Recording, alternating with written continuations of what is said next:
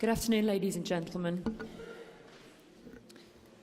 You will need headsets if you could get your headsets ready. We've got various different languages going on here. I am afraid that we don't currently have a Spanish translator, so our friend Lorenzo at the end is going to try and translate for us. Welcome, my name is Hannah Storm. I'm the director of the International News Safety Institute. It's an organisation that provides safety advice and training to journalists working in all manner of dangerous places. It's World Press Freedom Day today, as many of you know. The hashtag for that, sadly, we don't seem to be able to get online at the moment, but the hashtag, as many of you probably also know, is WPFD 2014. I do encourage you all to tweet as much as possible around this. One of the reasons I'd ask you to do this is there's been a particular piece of news that really couldn't be less appropriate for World Press Freedom Day. Many of you might know that our colleagues from Al Jazeera are currently detained, held in prison in Egypt. There was a hearing today about their situation and they were put back in prison for 12 more days. So our thoughts are with them and with all prisoners, all jailed journalists and all journalists in difficult situations around the world. We know the situation in terms of press freedom is deteriorating rapidly, and the situation in terms of press safety is also deteriorating rapidly. And I'll talk a little bit about that a little later on. For now, I'd like to introduce our incredibly distinguished panellists, all of whom are award-winning, many of whom have an entire multitude of awards to them. And I'd like to thank them all for their participation in what I hope is going to be an incredibly interesting and interactive conversation. I'd like it to be a conversation, as I say. Anybody who'd like to ask questions when the time comes, I encourage you to do so. From this side here, we have our colleague Laura Capon. She's an award-winning freelance journalist who has spent the last 3 years living in Egypt, covering events there. She contributes to, excuse my terrible Italian accent, Radio Popolare and Il Fatto Quotidiano. Laura is going to talk about the situation in Egypt and about her experiences in the general press freedom situation there. Next to me is the distinguished Yavuz Baydar. It's taken me a while to pronounce that as well. He has 35 years' experience as a journalist and launched P24, which is the platform for independence. He's from Turkey, and he prides himself as being the news ombudsman for Turkey. He writes fantastic opinion pieces for such prestigious titles as the New York Times, The Guardian, Süddeutsche Zeitung, El País, and Al Jazeera. And he's been twice forced to leave his job after self-critical columns on journalistic flaws and fabricated news stories. So welcome, Yavuz. Next to me here is Eric Matthews, another award-winning participant on this panel. He's an independent film producer. He's had globally recognised films, and his work has appeared at such fantastic locations as the Venice Biennale, Sundance and Tribeca. His compelling work, Killing the Messenger, The Deadly Cost of News, is going to be shown this evening at 9 p.m. If you haven't seen this, it's at the Sala de Notari. I do encourage you to go and see that. It's a fantastic film about the cost of news and about the threats that many journalists live under. Next to him is very well-celebrated gentleman in Italy, Lirio Abbate. Lirio is a special correspondent for L'Espresso. He's previously worked for Answer and La Stampa, and he's an expert on organised crime. He's the author of several publications specifically on organised crime and the mafia, and such is the threats and risks that he's faced in his work. He's been living under police protection. And at the end there is our colleague Diego Osorno. He's from Mexico. Again, an award-winning journalist, author and documentary maker. He's contributed to the Colombian magazine Gato Pardo and numerous other titles. He is an expert on organised crime and corruption in Mexico. So thank you all for your participation. I'd like to start with Laura. Based on what we just heard before about the current situation in Egypt, Laura is going to give us a sense for a few minutes of some of the threats and challenges to press freedom there. Thanks, good evening. Parlerò in italiano. Sì, oggi è esattamente un'occasione perfetta per parlare della libertà di stampa per la libertà e la sicurezza dei giornalisti per quanto riguarda il mio paese, il paese che io seguo da ormai 3 anni. Questa mattina si è svolta un'udienza del processo che coinvolge dei giornalisti di Al Jazeera. In totale sono 20 persone, di cui 9 sono giornalisti di Al Jazeera. Tra di loro c'è Peter Grist, un reporter australiano, Mohammed Fahmy, che è praticamente il capo del Cairo Bureau Chief, e Mohammed Baher, un producer. Sono i 3 di punta di questo processo, che è arrivato quasi a un punto di svolta, nel senso che oggi è stata l'ultima udienza per l'accusa. La prossima, che sarà il 15 maggio, ci sarà la difesa e probabilmente quindi solo tra 2 sentenze si avrà il verdetto finale di questo processo, che per la prima volta in Egitto coinvolge dei giornalisti stranieri per delle accuse che sono gravissime. I 3 reporter che ho appena citato sono infatti accusati di collaborare con i Fratelli Musulmani, organizzazione che è stata definita dal governo egiziano un po' di tempo fa un'organizzazione terroristica, e quindi di conseguenza collateralmente sono accusati di collaborazione con un'organizzazione terroristica. Non sono gli unici, questo caso diciamo è il climax, è la punta dell'iceberg di una situazione che è degenerata pian piano per noi che lavoriamo nell'informazione. Vi cito soltanto un altro caso di Shami, un altro giornalista di Al Jazeera, che è detenuto, mentre questi di cui vi ho parlato prima sono detenuti dal 28 dicembre, sono stati arrestati all'Hotel Marriott del Cairo, dove avevano la loro redazione appunto in un hotel per motivi di sicurezza. Infatti il caso è anche conosciuto come il caso della cellula del Marriott. E invece per quanto riguarda Shami addirittura è detenuto dal 14 agosto, il giorno in cui, vi ricorderete quest'estate magari, la notizia che ha riempito le headline anche dei giornali italiani, dello sgombero del sit-in a sostegno di Mohammed Morsi, che era stato deposto il 3 luglio, di Rabal e la Daweya. Lui è dentro un maxi processo con altri sostenitori dei Fratelli Musulmani. Shami ha iniziato uno sciopero della fame che va avanti da 103 giorni, ha perso 33 kg. Oggi un nostro collega del The Guardian ha avuto la possibilità di scambiare velocemente 2 parole mentre lui si è presentato in aula dentro la gabbia, e la situazione per il momento sembra non essere ottimale.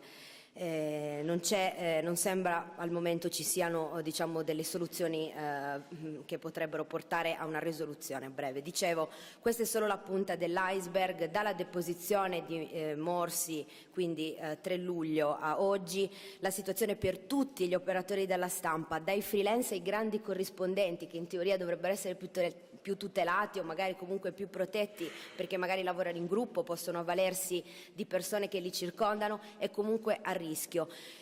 Cosa è cambiato? È cambiato che la campagna di consenso dei militari ha portato a livello collaterale una campagna contro la stampa che non si è allineata col governo militare di transizione, e soprattutto una fobia contro gli islamisti che è stata praticamente si è sviluppata in 2 modi: il primo accusando i Fratelli Musulmani di terrorismo, il secondo facendo in modo che qualsiasi voce contro il governo sia accusata di terrorismo. E in questo marasma, in questo grande pentolone ci siamo anche noi. Ci siamo noi che non facciamo propaganda di governo, ci siamo noi che giriamo per le strade.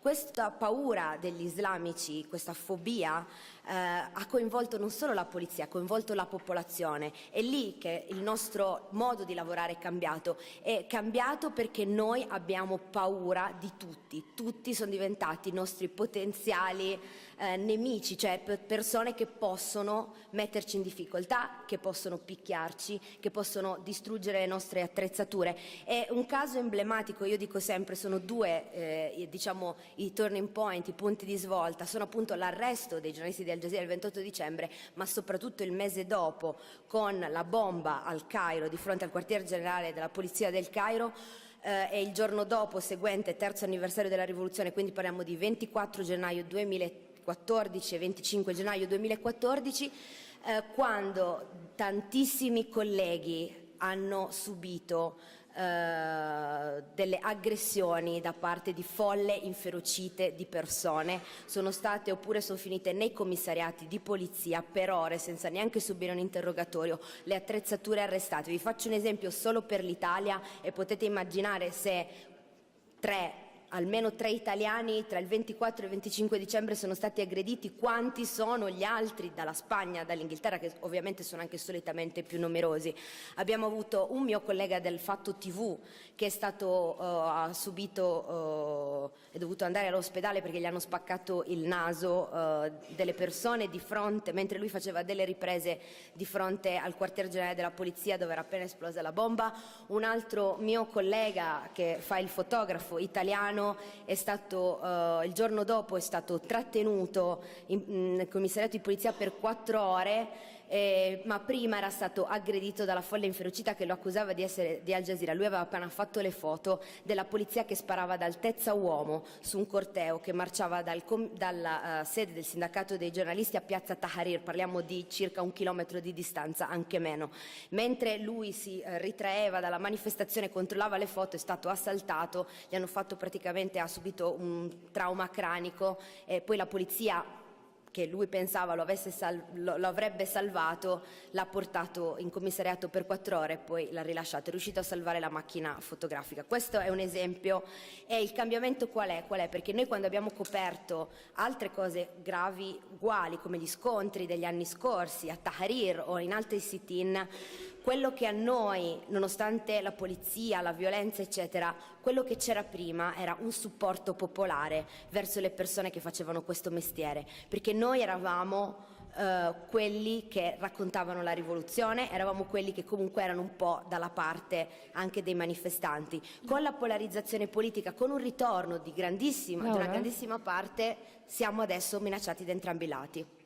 Thank you. I think that is a very encouraging, very important rather note to finish on is so much has changed in the past few months, and I'd like you to particularly think about over the next hour the changing nature of the relationship between audience and the public and the media, and whether in some way perhaps we as news consumers are complicit in this lack of press freedom.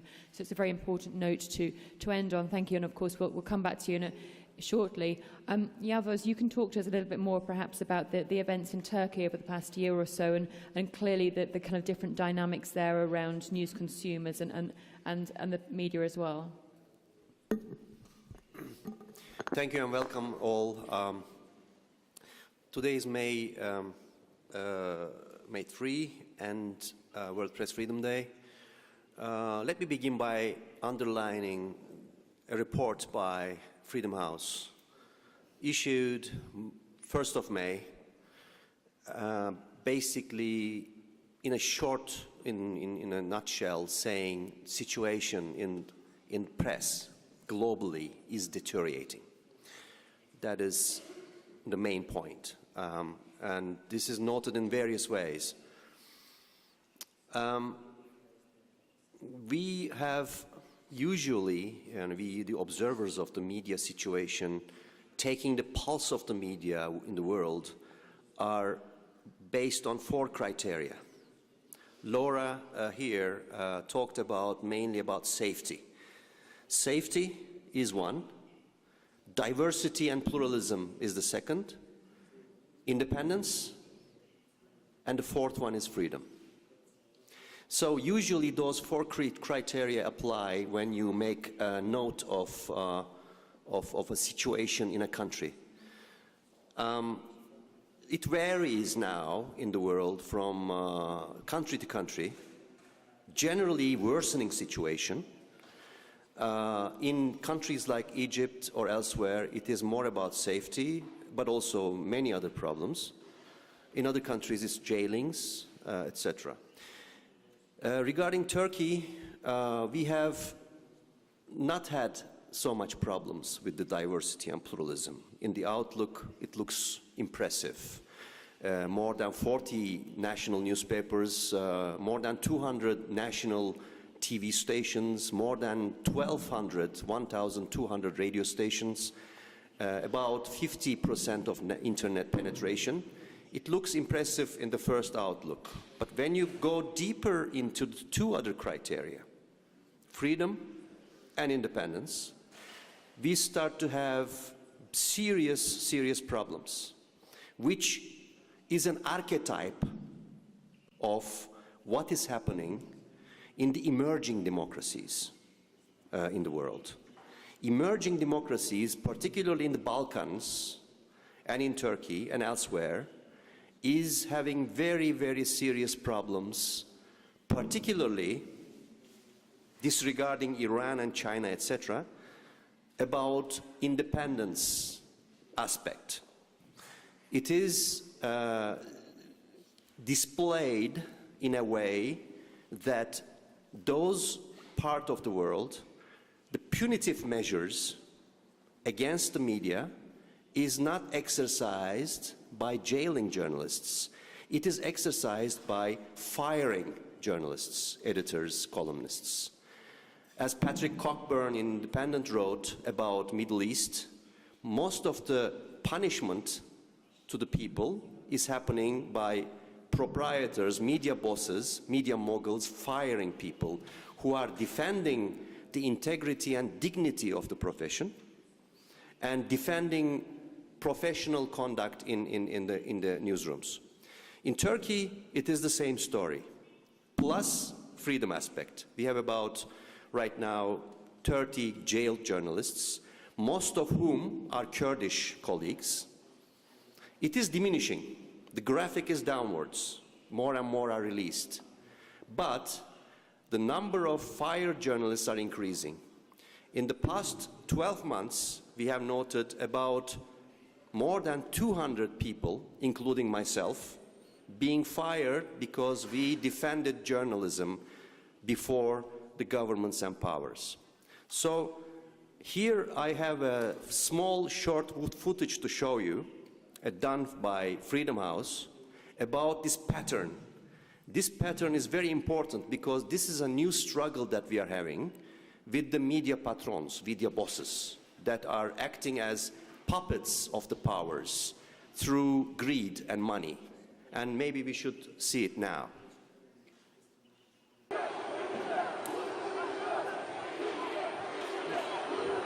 Uluslararası medya, bunu da gizleyin, olur mu? Hadi bakalım BBC, bunu da gizle. CNN, bunu da gizle. Reuters, bunu da gizle. Günlerdir yalan haberler ürettiniz. Türkiye'yi dünyaya farklı gösterdiniz. Siz yalanlarınızla baş başa kaldınız. 17 Aralık'ta Türkiye'de önemli bir yolsuzluk operasyonu başladı ve bir hafta sonra da 25 Aralık'ta bu operasyonun ikincisi yapıldı ve ben de aynı gün bir televizyon programına davet edildim. Hükümetin paralel yapı ya da cemaat her neyse öyle bir yapıyla ancak bir hukuk içinde mücadele edebilir. Yani gerekçeleri varsa, nasıl bir ağ varsa bunu ancak hukukla kanıtlayarak bunları tasfiye edebilir. Ertesi gün gazeteye gittim. Yazı günümdü. Yazımı yazdım, yolladım. Beni 5.30'da aradılar. Yazını girmeyeceğiz dediler. Neden diye sordum yazı işleri müdürüne. Özellikle dün televizyon programında, yani Cüneyt Özdemir'in programında söylediklerim yüzünden. I was working as news ombudsman, independent news ombudsman for Sabah Daily, and I was criticizing the newspaper for its flawed coverage of the Gezi Park events. And my second article, again continuing to criticize the newspaper, was censored by the editor. And after that, after a couple of days, I was told that I was fired. Especially for the last couple of years, I started being very critical of the Prime Minister and the Prime Minister's policies on media, especially on democracy, on the rule of law. Neymiş? Gazetecilik yapıyorlarmış. Eğer böyle gazetecilik yapacaksan batsın senin bu gazeteciliğin. And I lost my job, my column, I could say. Basın özgürlüğünden çok sadece pozisyon ağırlığına göre, yani güç dengesi neredeyse oraya göre pozisyon olan medya var Türkiye'de. This newspaper has been taken over by a company whose CEO is the son-in-law of Prime Minister. And we have all known all along that the editorial independence of the newspaper was under increasing threat of political executive. And it became apparent, particularly during the year of 2013, that it was being interfered in the content. Medya sahipleri holdingler ya da başka işler yaptığı sürece ve yaptıkları işler de bir tür devlete bağlı olduğu sürece özgür bir medyanın olma şansı yok. Both on the aspects of freedom and independence, Turkish media is undergoing its most dramatic and tragic period. It is suffocating, it is in shackles, it's unable to serve its social role as the informer of the public and becoming and continuing to be the forum of free debate. I will continue on the online newspaper, writing in the online newspaper of T24. The only way remaining for us, journalists in Turkey, is the domain of internet. So that's where we are operating, that's where we are trying to expand and be vocal and be visible. Thank you very much. Thank you, Yavuz, for sharing that powerful video with us. I think that really shows quite how insidious some of the threats are to journalists and how those threats are changing, particularly with, as Yavuz was saying there, that one of the ways that we can combat that is through the increased role that the internet is playing in that area.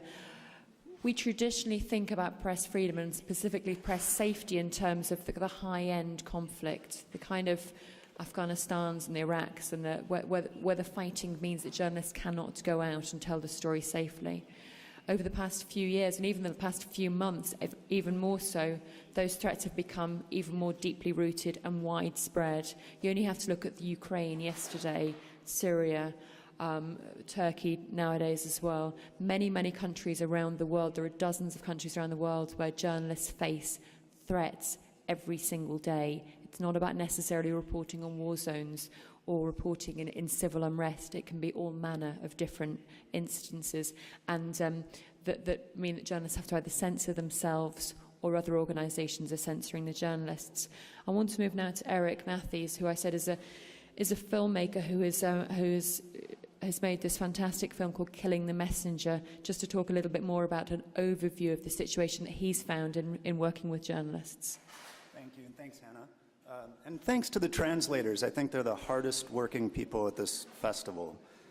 You know, we made a film that we did a lot of research on, and we saw a lot of stories, and we watched a lot of footage. And the world is full of examples of really horrific forms of censorship and less horrific but equally powerful forms of censorship, like firing or financial pressures. We narrowed it down to what we saw as the three pillars of the culture of impunity. And look, I'm one who believes that we are complicit in the news. I'm not a journalist. I can participate in acts of journalism, and every time I open the paper, or every time I go to a website, or every time I watch news on television, I'm complicit in it. So it's not protecting the press for the sake of the press. It's protecting the press for the sake of a civil society that I participate in, that we all participate in.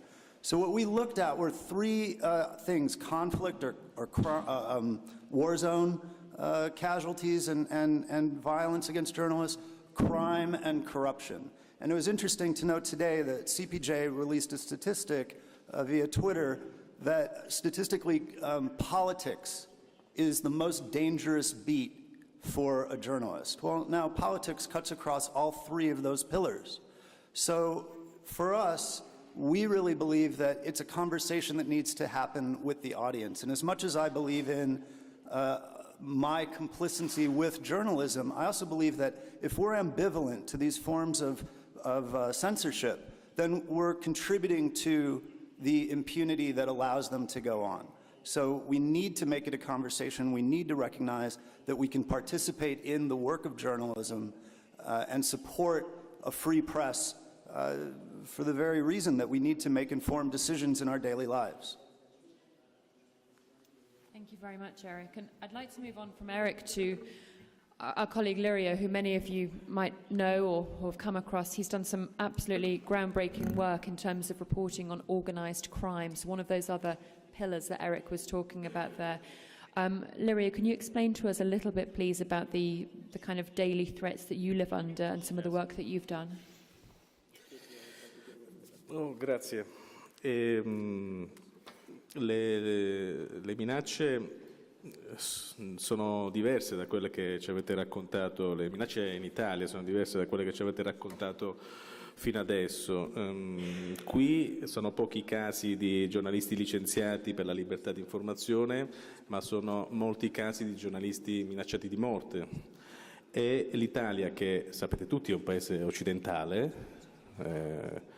non è la Colombia, per la libertà di informazione, per il diritto di cronaca, la mafia ha ucciso 9 giornalisti e li ha uccisi negli ultimi 40 anni perché questi giornalisti raccontavano gli affari delle organizzazioni criminali mafiose e 7 di questi giornalisti sono stati uccisi in Sicilia. E questo ti dice di quanto è importante e pericolosa l'informazione.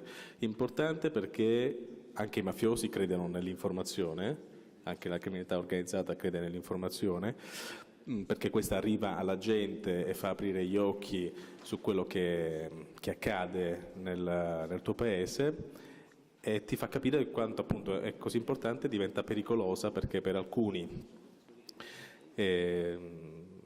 ci rimettono la vita, vengono uccisi.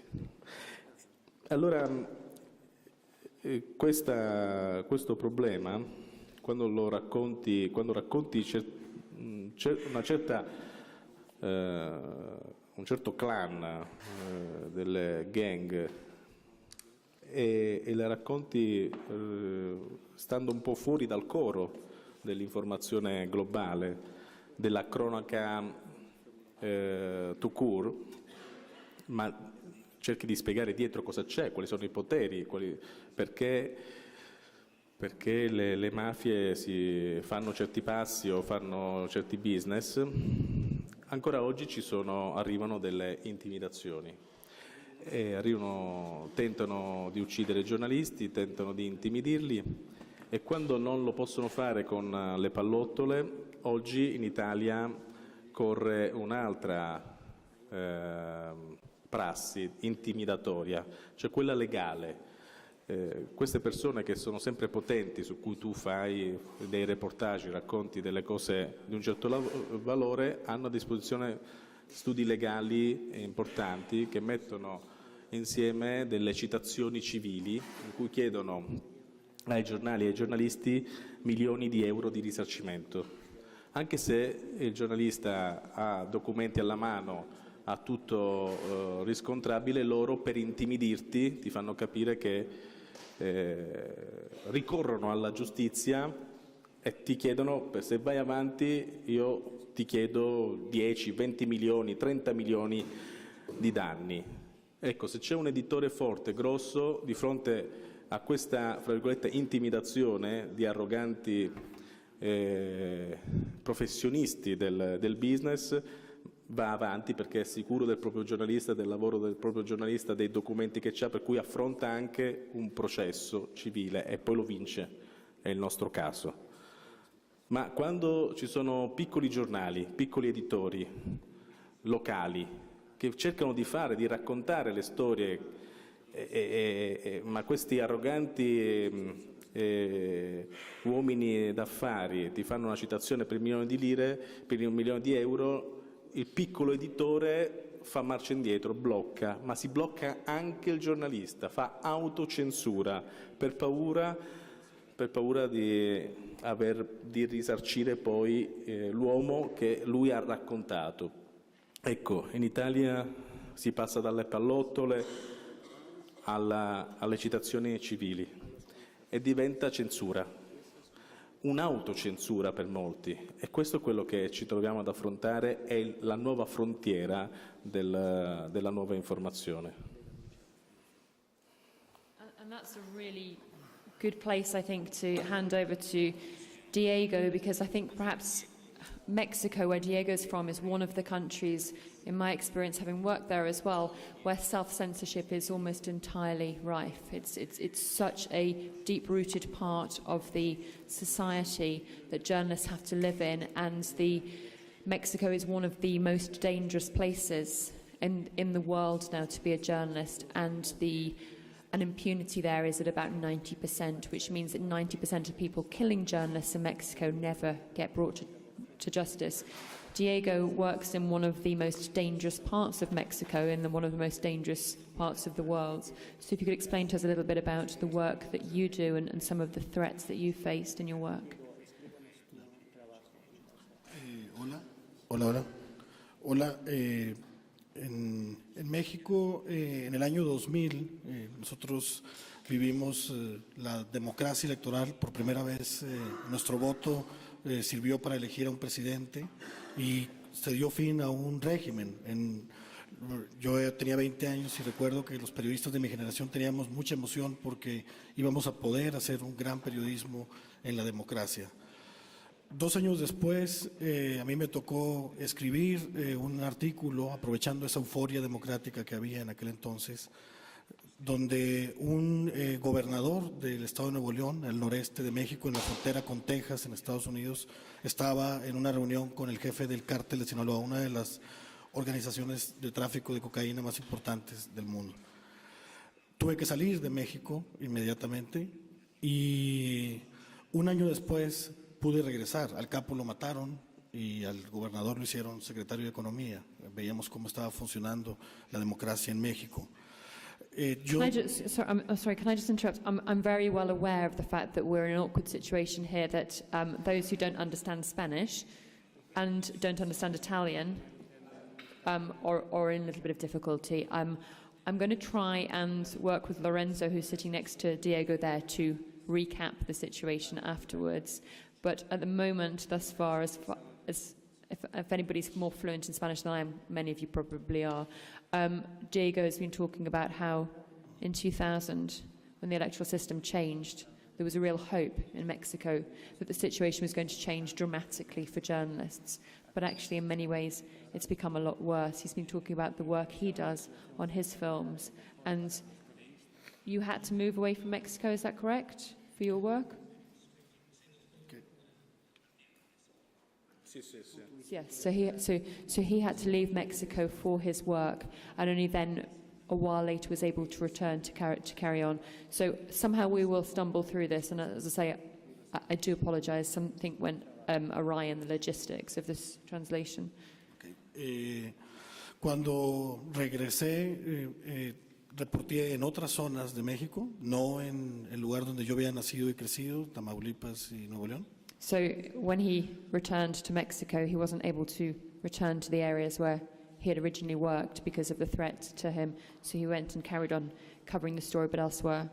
Fundamentalmente lo hacía porque tenía miedo a la mafia que había ahí y por la experiencia que ya había tenido. And he was terrified by the fact he'd had to flee his country, so he wasn't able to cover it, but it's mainly out of fear for his own safety that he wasn't able to do so. Con el paso del tiempo, la situación ahí no fue mejorando con la democracia, sino fue empeorando al grado de llegar a la autocensura en acontecimientos como la masacre de 72 migrantes, que fue una noticia importante.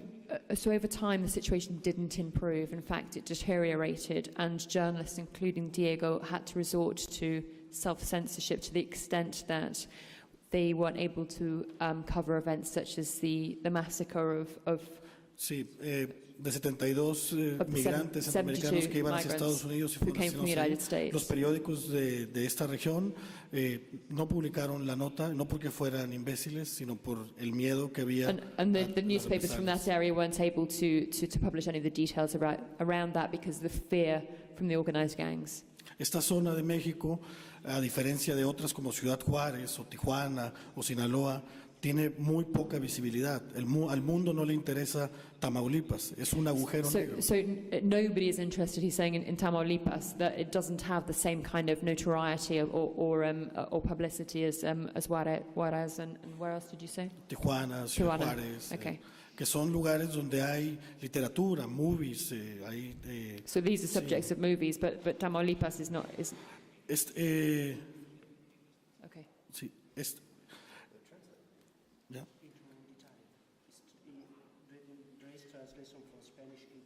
Yes, so Spanish into Italian, but those people who don't speak Italian, I'm having to help.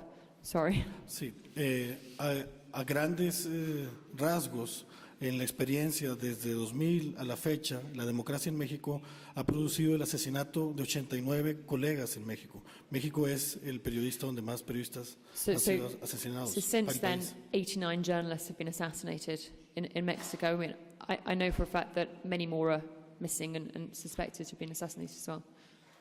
Y detrás de cada asesinato hay una estela de silencio enorme por la impunidad, porque solo uno de esos casos ha sido resuelto. So of those cases, only one has been resolved. So every time a journalist gets killed in Mexico, it means that there's a period of silence where journalists aren't able to work. Una cosa muy dramática que sucede es que no solo el gobierno no protege a los periodistas para que cumplan con su trabajo, sino también la sociedad mexicana ha sentido una distancia con los medios de comunicación en general y no protege a los periodistas. And what Diego's just said is very much what we've been touching on throughout, is not only is the government of Mexico not protecting journalists, but the public in Mexico seems to have turned against the media. Yo sé que a Lirio no lo protegen unos carabinieri, lo protege sus lectores italianos que exigen a la autoridad que sea cuidado. So in Lirio's situation, it's not that the police don't protect him, it's the readers who are more kind of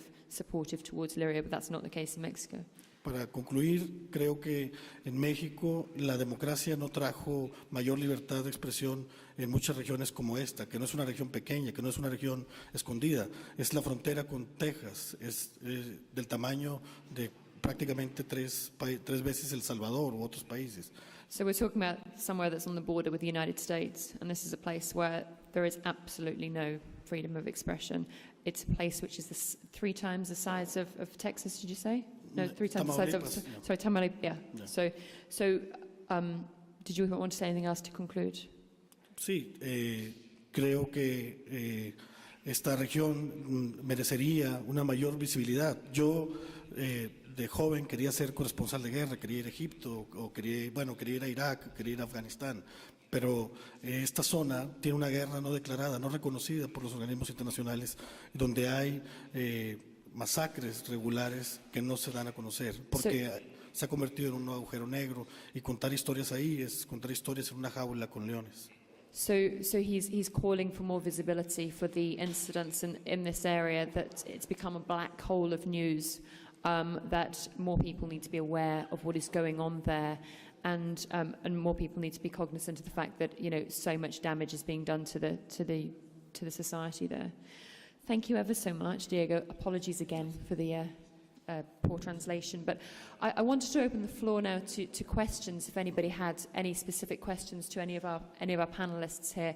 And then I think I'd perhaps like to discuss a little bit more about this concept of what role do we play as public, as media consumers, and as media ourselves in supporting the journalists who live under such immense threats. Does anybody have a question? Should we take 2 or 3? We'll take 2 or 3 now, if we can muster 2 or 3, and then we'll discuss it. And I'm sure people must have there must be more than one question. So if we can take the gentleman over there first, and then our colleague Julie, who's on the floor down there.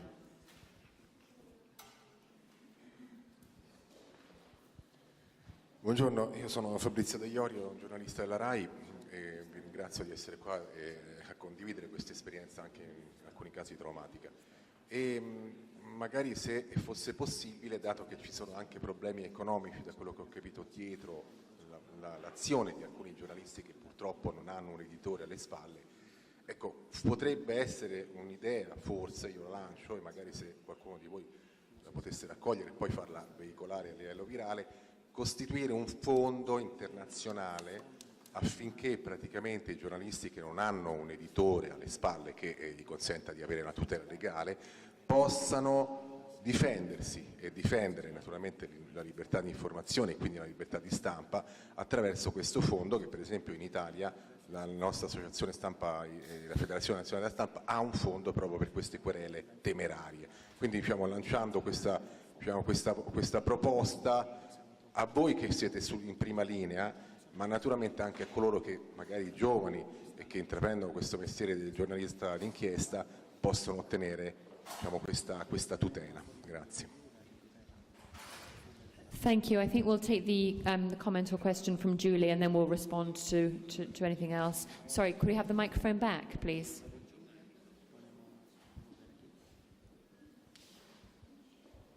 Grazie. Julie Pizzetti from the World Editors Forum. This has been incredibly moving. I'm just a wee bit frustrated. I can't report it because there's no Wi-Fi, but I will in due course. My question it tracks what Hannah's been suggesting and I think what you were saying. What can we, as journalists who are citizens, and regardless of whether we're journalists, as citizens, what can we do to support you in your work on the front line and also to support the work of your colleagues? What kind of actions can we take? Thank you, Julie. Are there any more questions? But should we take that one over there as well? Hi, I have a question for Diego. I'm going to ask it in Spanish. Diego, en México, como en otros países de América Latina, cuando un periodista es asesinado, muchas veces existe la respuesta popular de decir andaba metido con el crimen organizado. Y eso ocurre porque muchas veces hay periodistas, es decir, es una realidad, hay periodistas vinculados con el crimen organizado. ¿Cómo separar eso? ¿Cómo separar los periodistas asesinados por hacer bien su trabajo o los periodistas asesinados por ser delincuentes, digamos, por estar vinculados con estos grupos? Can I ask you to ask that question in English, since your English was so impressive before? Would you take the mic and just ask the same question in English, please, so our colleagues here can understand? I could try, but I think it's better you to translate the question because my English is not so good to say. I didn't catch it all actually because. Okay, I'm going to try. My question is that there are some journalists in Mexico and in other parts of Latin America that are linked with the narco, are linked with the organized crime, and sometimes they are killed because of these links, not because of their work. And there's some other journalists that they are doing well their job and they are killed for that. How can we separate these two kinds of deaths? Okay, thank you very much. Just a brief mention to our colleague there who's talking about funds that are available for journalists in difficult and dangerous situations. There are a number of funds that are available and already established, and I encourage you to talk to people like Julie, who's sitting down on the floor there, about what is available. I work for an organisation called INSI, the International News Safety Institute. We do safety training for journalists who can't afford it themselves. It's funded by people like the United Nations.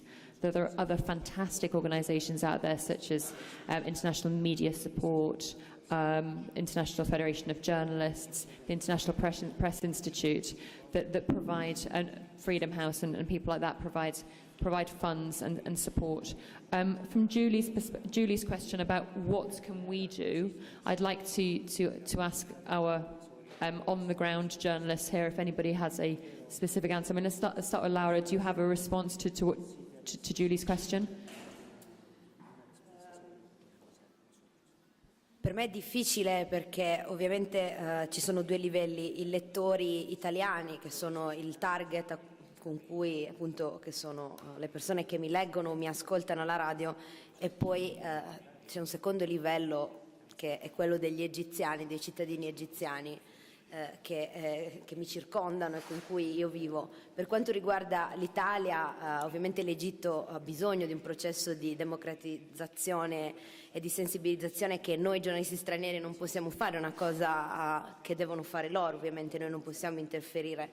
Per quanto riguarda la questione del supporto in Italia abbiamo un problema di visibilità degli esteri che secondo me è molto basso. Ecco, già soltanto se iniziassero a comprare i giornali, a chiedere notizie di esteri, forse le botte me le piglio lo stesso, ma io sarei più contenta, ecco.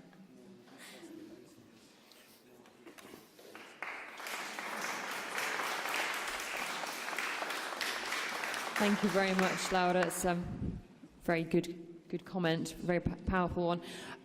Eric, we've spoken a lot in the past. Eric and I work quite closely together about this strange dynamic and this strange changing dynamic. I'd like to just, before we speak to Diego about perhaps what he's got to answer on that issue and also the question that was posed directly to him, I'd just like to ask Eric his thoughts, having made a movie about Killing the Messenger, what he would suggest.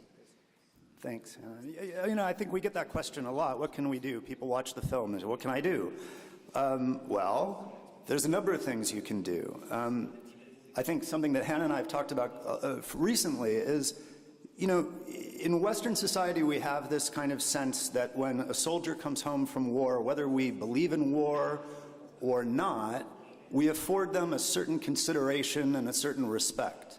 And I see no reason why we shouldn't afford that same consideration and same respect to journalists. In other words, if we just choose to be more aware of what it takes to report these stories, to do the kind of work that Diego and Laura and everyone here on this panel around me is doing, that's a start, that's a step in the right direction. And I think, as Hannah said, in response to the independent financing, maybe the crowdsourcing of financial support for journalist training, that exists. You can find it. We all have access to the internet, and we can all go and we can verify information. We can also find the outlets that are supporting journalists that we can be a part of. And lastly, and I think this might be more specific to an American audience, but certainly relates globally, I think understanding the difference in the laws that either support and protect journalists, and parsing out the meaning within those. For instance, and we won't get into it here, but there's a shield law in the books in the United States that could cut both ways. Having some greater understanding of what the politicians, what the lawmakers are doing to either help protect journalists or to, and more frequently, unfortunately, to work against journalists, how things like extremism laws in Russia, terrorism laws, and homeland security laws in Britain and the United States, how laws in places like Turkey and Syria, Egypt, Libya, Sri Lanka, Pakistan are being used against journalists is a way that we can potentially participate in change. And I think it's very important that we pay attention to those things and understand how journalists are being threatened and possibly protected so that we can make the right choice of what to support. Thank you, Eric. Yavuz, on that note, has something to add, and then we'll hand over to Diego. There are differences between what can happen with the conventional media and what can happen with digital media. Globally, statistics that we have through UNESCO, etc., tell us that the audiences get their news for free from television, satellite television, etc. But domestically, nationally, the television, the conventional media is very difficult to change. So one should not be too optimistic about those changes. Usually in emerging democracies, in Latin America, etc., the conglomerates control the mainstream of news through television.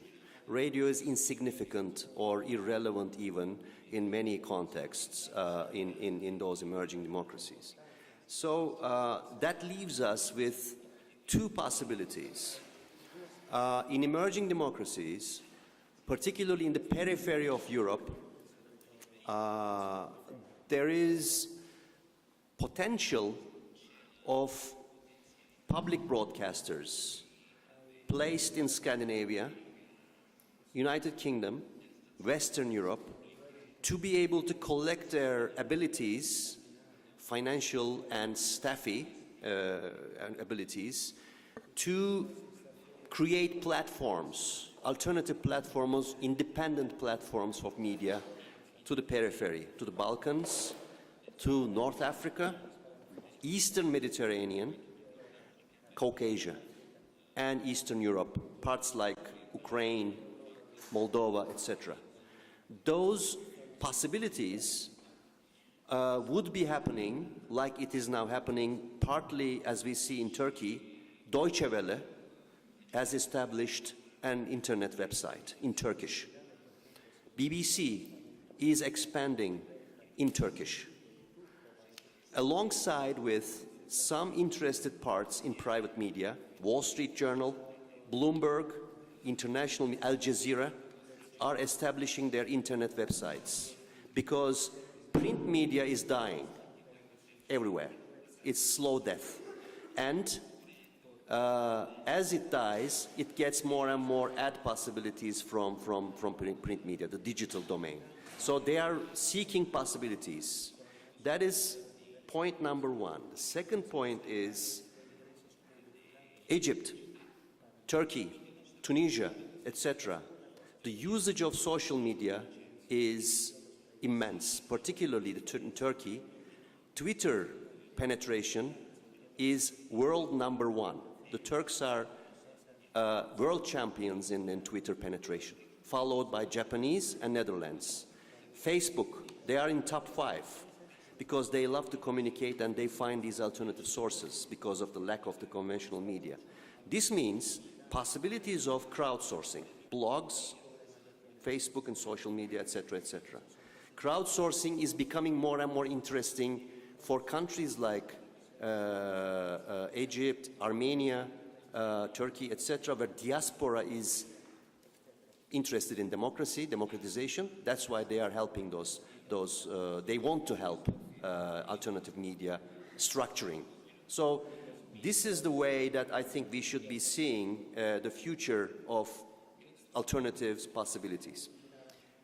Thank you very much. I'd like to move over to Diego because, you know, the difference between Turkey and Mexico may be very big geographically, but I suspect that from a press freedom point of view, there are a lot of similarities.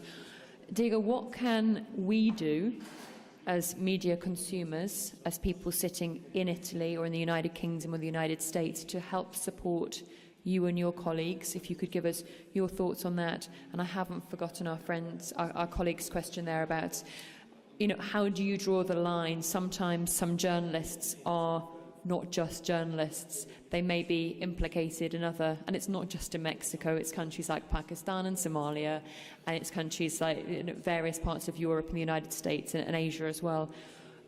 What do you do in that instance when a journalist may not necessarily have been targeted entirely because of their journalistic work? Sí. A mí me parece que por lo menos el esfuerzo que yo hago, y por eso lo mencionaba en mi intervención, es de mirar o tratar de interesarse. Cuando uno ve México, podría pensar que es un país de gente salvaje. Hay italianos que creen que genéticamente somos malos, ¿no? Diego's saying that he thinks we probably need to retune our perception of a country such as Mexico, that there's this stereotypical notion that everybody in Mexico is some wild savage, but I think he says that is the starting point. Lo he escuchado de periodistas serios en Estados Unidos y en Italia, y tal vez es porque la información que llega es una fotografía de una persona colgada en un puente de una avenida principal, y la idea es que solo se vive la violencia de una manera demencial en México. Y a mí me parece que tendría que haber una mayor reflexión sobre los problemas políticos. El problema en México no es un problema del narcotráfico, es un problema político. So he says he's heard those notions from very well-respected journalists in countries like Italy and the United States as well. And he says rather than just regarding Mexico as a country full of narcos, it's very important that people look at the context behind it, about the fact that it is a country where there are political aspects and elements that feed into that kind of corruption and that organised crime. Yo he tenido la circunstancia de que mi libro sobre Tamaulipas ha sido traducido al italiano y hace una semana estaba en Tamaulipas conmigo un periodista italiano que algunos conocerán tal vez, Lirio Bolsoni. Es uno de los pocos periodistas internacionales que ha ido y ha visto él con sus ojos lo que está pasando ahí. A mí me parece que periodistas como Atilio vencen los estigmas que hay de que es un país donde solamente hay un placer por matar o es un puro negocio.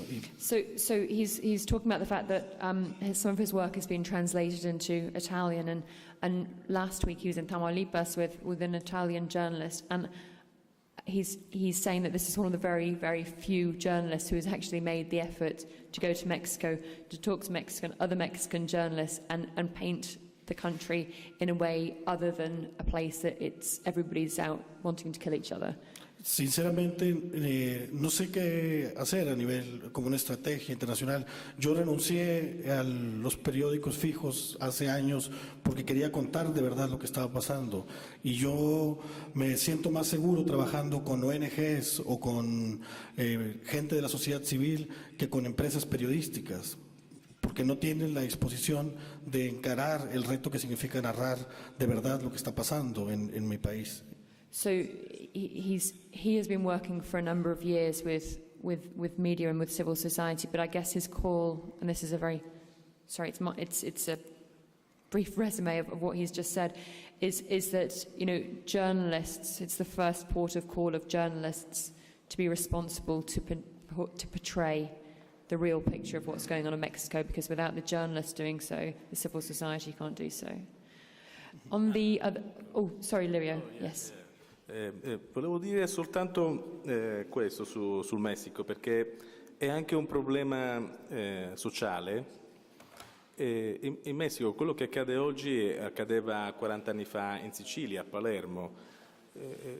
C'erano tanti omicidi ogni giorno e la gente diceva, come accade in Messico, ma tanto si ammazzano fra di loro. È un problema loro.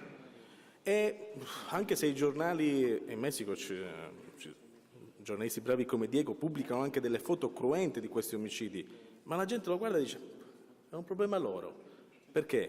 Perché finché sui giornali noi possiamo raccontarli analizzandoli, ma i giornali in Italia lo leggono, ce li contiamo sulle punte delle dita, mentre la TV, l'informazione televisiva in Italia forma l'80% degli italiani. Una fesseria, una bugia viene detta alla TV, l'ha detta la TV. Non lo dice la TV, non è notizia. E allora puntiamo di più su quello che è l'informazione televisiva, non solo italiana ma mondiale, perché finché ci saranno giornalisti che fanno questo lavoro, che sono delle mosche bianche, le organizzazioni criminali, i narcotrafficanti le vogliono schiacciare. Se tutti i giornalisti facessero bene il proprio lavoro non ci sarebbero più mosche bianche, quella è l'informazione e quella ti devi beccare. E se fai una cosa sei, fra virgolette, in Italia diciamo sputtanato, cioè è resa pubblica la tua cosa sui giornali, soprattutto in televisione, ma in Italia in televisione tutto questo non passa. Thank you. And that notion that it's their problem, not our problem, I think feeds into all of this. It is our problem. You know, the lack of press freedom is all of our problem. It belongs to all of us. We are all complicit in this. And we need to support brave journalists, not just like the guys here, but the hundreds and thousands of journalists every day suffering for their work. Diego, on the question about that our colleague over there, could you respond to that, please? Sí. ¿Cómo saber qué periodistas de los 89 asesinados estaban ligados con la mafia? La respuesta simple sería investigando. So he's saying that how do you know if any of the 89 journalists who are killed were linked to the mafia? And he's saying it needs to be investigated. El problema es que en México no solo no se investigan los asesinatos de periodistas, no se investigan los asesinatos de carpinteros, de traileros, de taxistas. But they're not investigating those murders of journalists. They're investigating the murders of the drivers and other people, but not those of the journalists. De 64,000 asesinatos que hubo entre 2007 y 2012 bajo lo que se conoce la guerra del narco, oficialmente solo se abrió averiguaciones previas del 5% de esos 62,000 casos. Solo el 5% de esos asesinatos merecieron una investigación. So only 5% of the 62. Only 5% of the 64,000 people who have been killed in this so-called narco war have apparently merited investigation. Y me parece que la mayoría de los periodistas que han sido asesinados fueron asesinados por hacer su trabajo. A mí me tocó atestiguar el asesinato de del único caso que oficialmente se resolvió. So it is his understanding that the majority of journalists who have been killed for their journalism work. Un periodista independiente de Estados Unidos asesinado mientras grababa con su cámara de video a los asesinos. Brad Will en 2006, americano, grabando con su cámara de video a los asesinos. El caso fue resuelto, pero los asesinos no eran los que aparecían, sino otros que habían inventado para proteger a los asesinos reales, que eran policías. I didn't get that. I'm really sorry. ¿Puedes repetirlo en inglés? No, puedes repetirlo otra vez en español.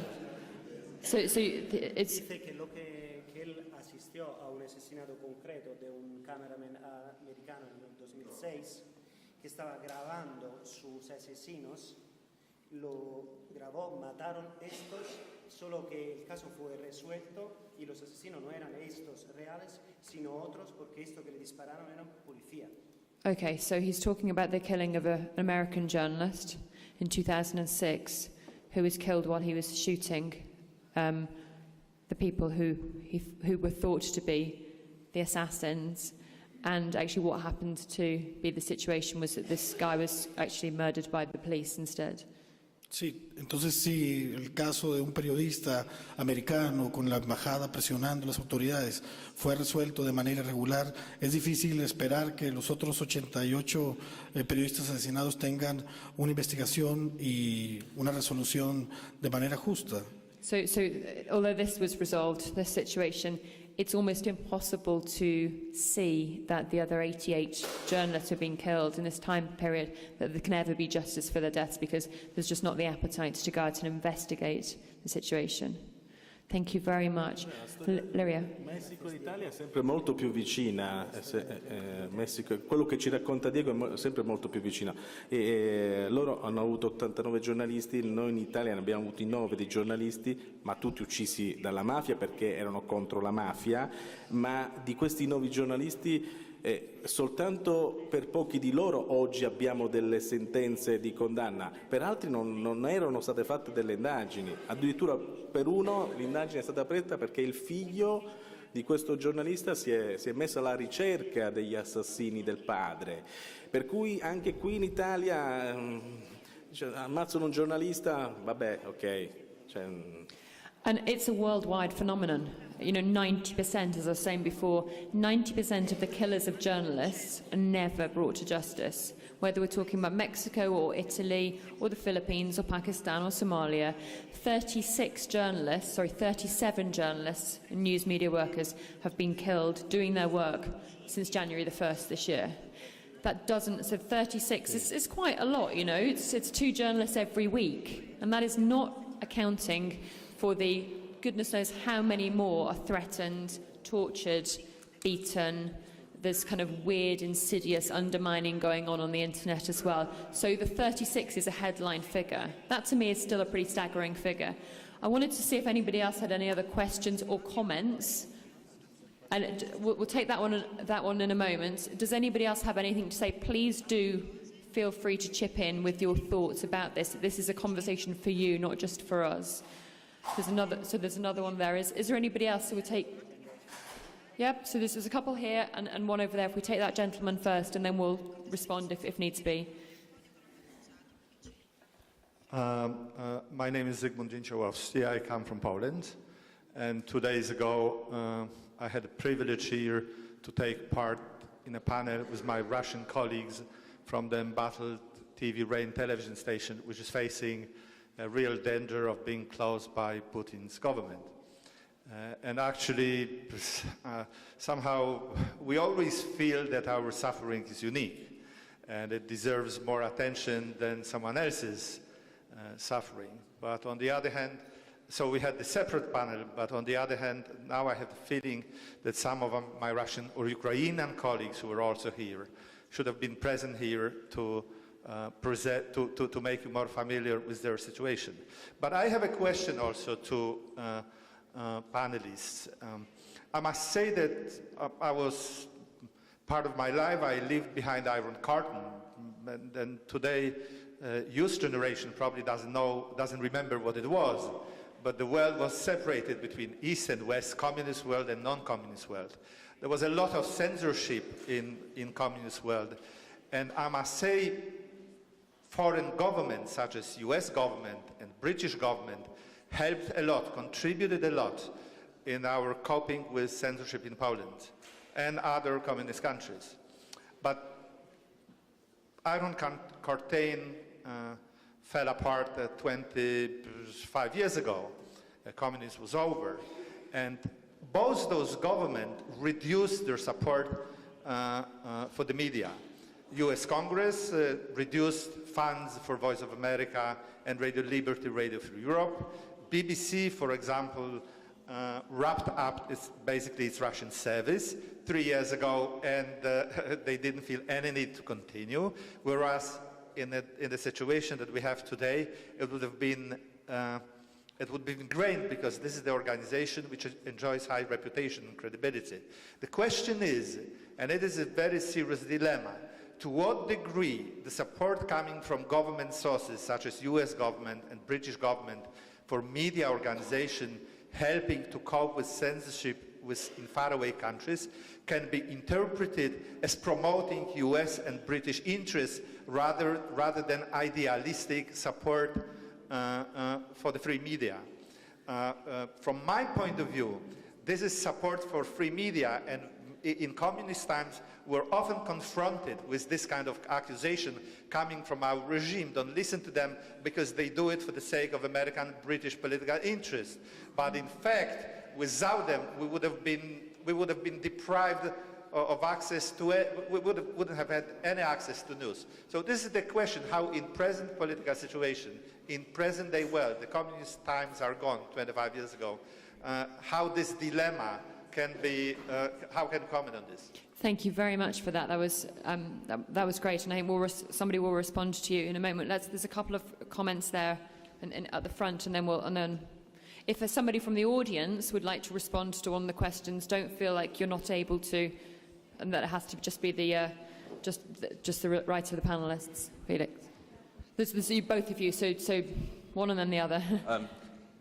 Felix Salmon from Fusion, formerly of Reuters. I think in this crowd we all looked at the video of Erdogan bashing my former employer in the New York Times and CNN, and we just understood that, of course, Reuters and the New York Times were telling the truth and that the Turkish government was not. But he was addressing a very large and enthusiastic crowd who actually believed him, and we've been hearing how in Mexico too, the general public, or a very large part of the general public, has turned against the journalists. And this is the thing which most worries me, is that we, in the media, generally assume that while there are entrenched interests who might not want the truth to get out, the general public always can be assumed to be on our side. And that's the thing which is worrying me, that that's no longer the case, or maybe it never was the case to the degree that we thought that it was. And is this, to the earlier point, is this a function of the fact that in order to get the general public on board, you really need the broadcast media. And if you don't have the broadcast media, no amount of social media or print media is actually going to help. Thank you, Felix. Io volevo solo fare un commento più che altro su un paio di punti che sono stati detti, che forse vale la pena mettere insieme, almeno secondo me, e cioè quello della rete di protezione. Cioè, si è detto che, giustamente Diego ricordava, c'è anche la società civile che deve proteggere i giornalisti, e un po' diceva anche il collega dell'Espresso, anche l'editore. C'è una rete di protezione, ci deve essere una rete di protezione anche da parte dell'editore, che se vogliamo poi diventa anche un circolo, potrebbe diventare un circolo virtuoso, perché più si ha informazione, più si ha pluralità di informazione e più si vuole che questa informazione rimanga. Ad esempio, e chiudo, trovo interessante che stamattina io vedevo Russia Today, non so quanti conoscano, ma penso molti, l'agenzia di informazioni All News, il canale All News russo, che diceva, praticamente passato mezz'ora del suo telegiornale a dire attenzione, perché molti dei politici americani, molti degli all news inglesi, anglofoni, comunque europei, stanno dicendo che ieri le persone uccise ad Odessa durante il fuoco sono stati il fuoco è stato appiccato da prorussi, cosa che invece era il contrario. Ora, io non sono stata a vedere tutti i canali, però è interessante, trovo che in questo momento ci sia anche una domanda fra colleghi e quindi fra i vari giornalisti di indagare ancora di più l'informazione, più si ha questa pluralità di informazione, quindi non è solo la libertà di informazione ma anche la libertà di una pluralità di informazione, credo che possa aiutare, ecco. Thank you very much. I think, Eric, you wanted to respond to the first question that our colleague from Poland was talking about, the Western government involvement and support of media and whether it's, I'll over to Eric, and then we'll talk about some of the other questions. Then I'm aware that it's 4:45 and that our very hard-working translators need to leave on the dot at 5. So we'll take a quick, brief response to all of these. We could all talk, each of us, probably for 90 minutes. So I appreciate your patience and understanding. And then I think I'll ask each of the panelists here to sum up what they think, the solutions are over the next couple of years. So Eric, if you don't mind. I think you raise a very interesting point, and I think we all have, this maybe kind of addresses several questions here. People have often been skeptical of Western governments' involvement in media in other places, but there's no doubt that having that support, as I understand you to be saying, that there was an independent media, or there was the ability for the citizens in a very suppressed, very repressed area to get independent news sources, and then that started to erode and go away after the Iron Curtain, right? But now there's a shift, and I think broadcast certainly is very important. Television is sort of the first hit of media and what most people get their news from. But there's also an internet, and there's an ability now for people to make more choices around their skepticism and investigate themselves, verify information, and pull from different sources. You and I could probably have an interesting conversation about RT as a news source. I don't really know what the motivation of governments is. There's some interesting books coming out of the US about CIA's involvement in supporting media in the name of democracy in foreign regimes, particularly in communist regimes. What can we do about that? I'm not really sure. What will change, what will happen now, is I think you're seeing a whole rise of new media organizations and new media outlets who are privately funded or independently funded. Whether they choose to go into those areas and support a more robust free press remains to be seen. But I'm slightly optimistic that they will. Eric, I don't know if that answers your question, but... I think it answers everybody's questions, all three of them, doesn't it, really? But Eric has single-handedly managed to answer everyone's questions. Well done. Yavuz does have comments to make on Felix's question. I see your point, but, people like Erdogan or Berlusconi or whoever, Chavez, you can mention a few, They have a powerful effect, having charisma, etc. But it's an effect of not unifying the public completely against the media, but dividing the public, sharply polarizing the public regarding the media. That's what's been happening in those countries to varying degrees.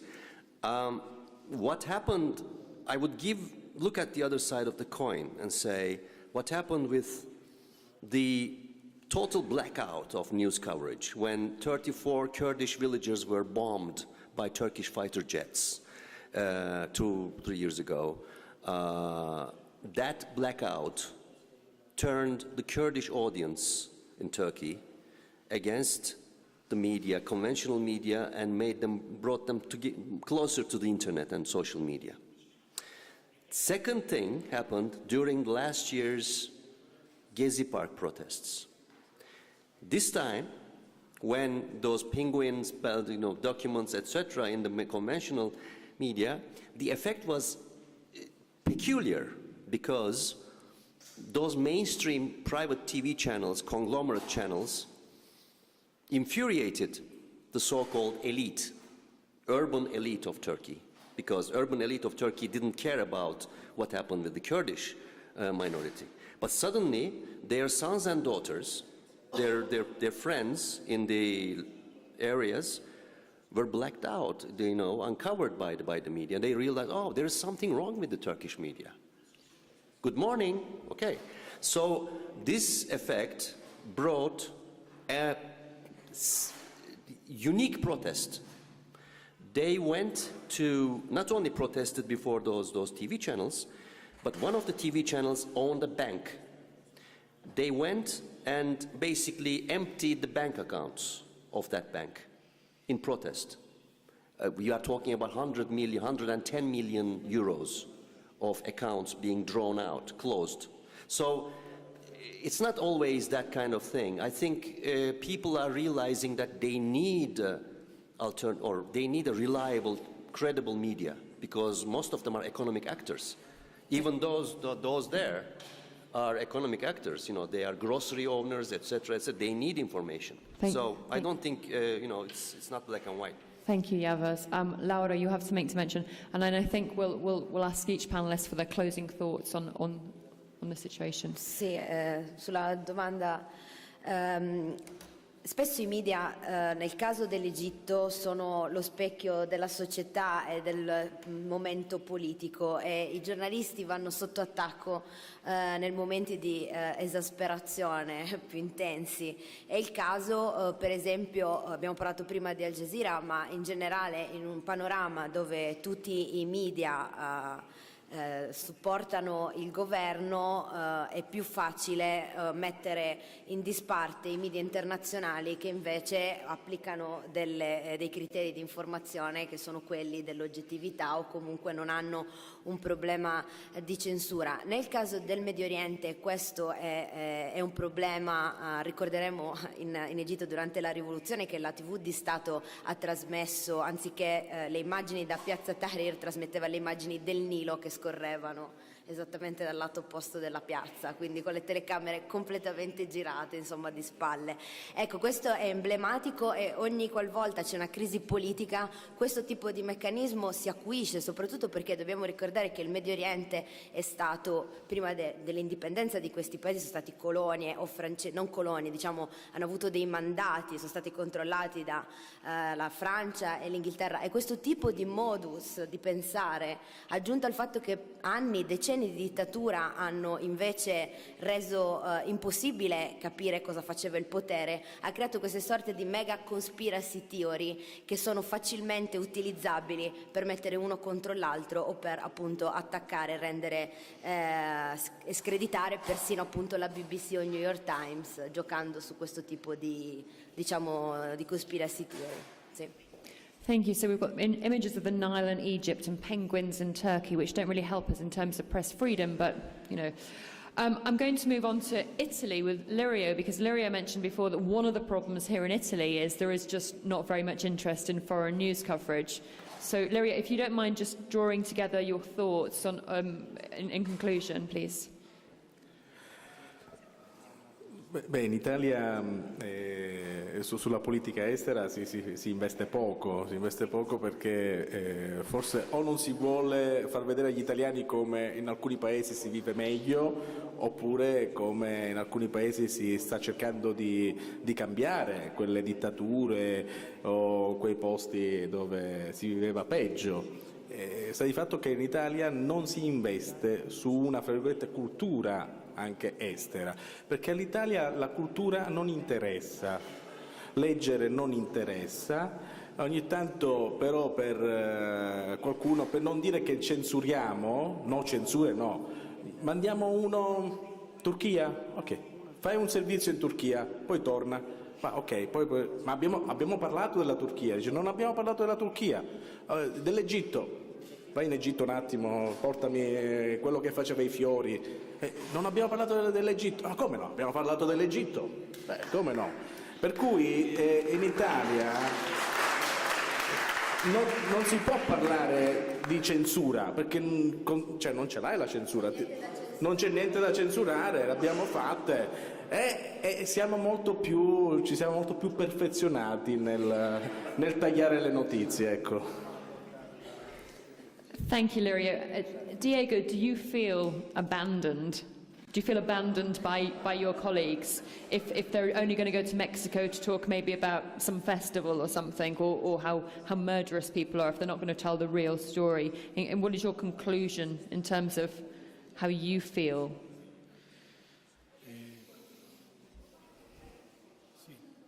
Yo no sé si es el mismo problema en Egipto o en Turquía o en Estados Unidos o en Italia, pero en México y en varios países de Latinoamérica creo que el problema que tenemos los periodistas ahora es fundamentalmente una cercanía, o demasiada cercanía con el poder en general y sobre todo de la televisión, que nos ha desligado de la sociedad. La gente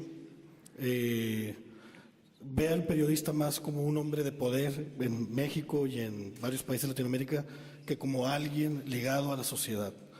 Right. Okay. So what Diego's saying is he doesn't know if it's the same problem in Turkey or in Egypt or Italy and the United States, but the way that the media is regarded in Mexico and in other Latin American countries is that it's very, very closely linked to the power.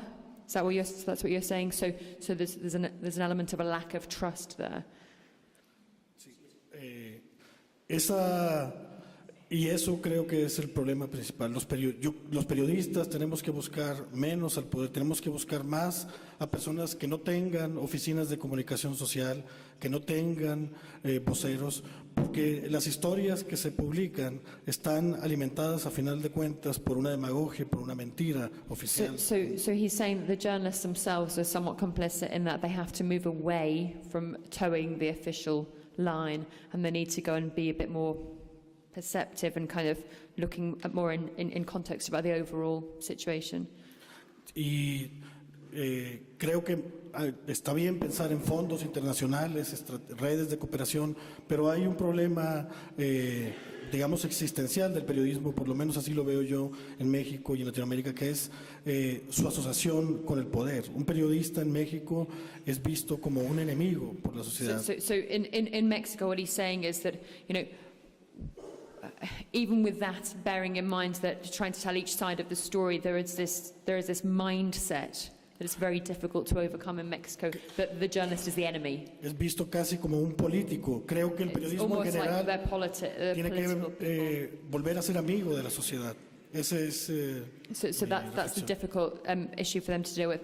I'm going to briefly come on to Eric to ask for your closing comments, and then our two colleagues here, aware of the fact that we only have 5 minutes left, so please do keep them brief. I would just add, you know, the stories we're talking about seem to be big stories. They seem to be things that maybe you may expect to be censored because they're of large political issues or large criminal organizations. But it's important to remember that it's the local journalists and the small stories that are just as much, if not more, or equally under threat. You know, there's journalists in Russia that are beaten for complaining that the streets aren't being fixed in their village. there was a journalist in Mexico who was killed because he was a young kid and he took a picture of the wrong person in a nightclub. I think that, you know, whether it's violence or whether it's financial pressure, like in the case of TV Rain, where they just turned it off, the advertisers walked away, or journalists being fired in Turkey, they have an equal effect. And so again, it's really important that we as citizens recognize that we are complicit in the news, our ambivalence is complicit in the impunity, and if we just make an effort to shift those two perceptions, I think we can make a difference. Thank you, Eric. Yavuz? Yeah, in closing, I would say, first of all, media ownership transparency is very, very important today. The who owns what. Public should know who owns what, which media outlet. The public tenders, public procurement systems must be banned from media owners who are in other businesses. And cross-ownership must be restricted or limited to media owners who are in other businesses in emerging democracies. That's very important. Second, why people are fired like this arbitrarily in like Turkey? Because of 14,000 journalists in Turkey, those who are members of syndicates, trade unions, are only 1%.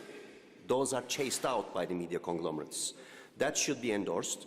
And final point, as I said before, I think public broadcasters doing autonomous independent job like BBC, Australian Broadcasting Corporation, CBC, Canadian Broadcasting, and Europeans should get their act together and endorse democratization of the media by making a pool to help all those medias struggling like in Egypt, in Turkey, etc., etc.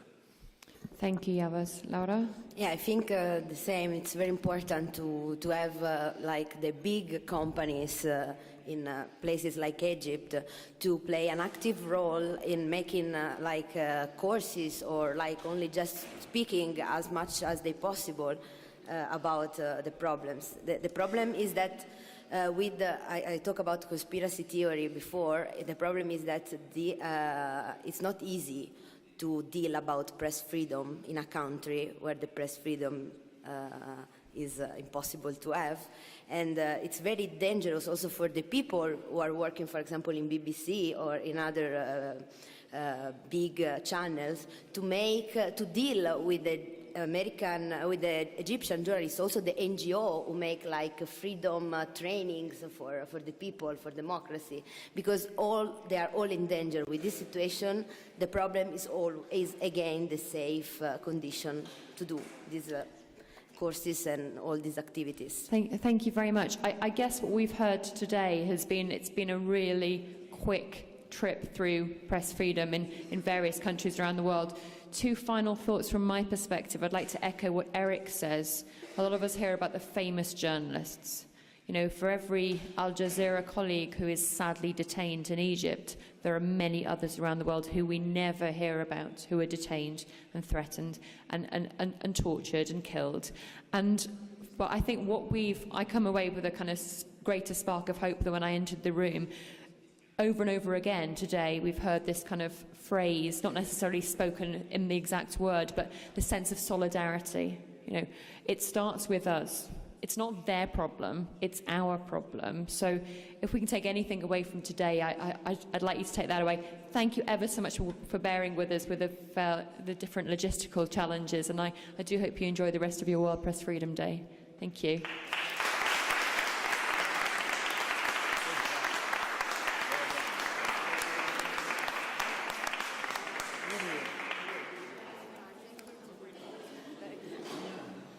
Gracias. Y disculpa, no era tan mucho tiempo. I'm sorry, but thank you so much.